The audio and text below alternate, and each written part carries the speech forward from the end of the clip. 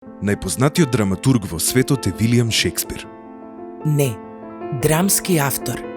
Најпознатиот драмски автор во светот е Вилијам Шекспир.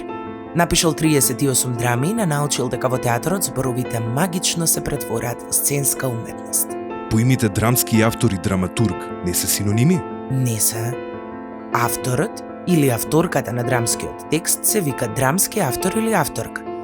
А во современиот контекст може да го сретнеме и терминот драматичар.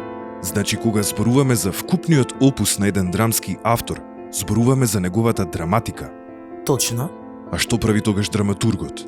Драматургот има две функции. Едната е да го креира репертоарот на театарот, да чита и да одбира драмски текстови за изведба, а другата е да биде драматург на представата.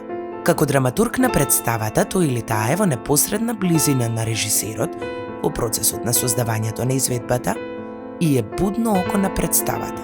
А ако еден режисер сака да направи осовремената верзија на Хамлет или на Отело, например, драматургот го дефинира контекстот заедно со режисерот и внимава на изведбата во современите околности. Сакам да бидам драматург.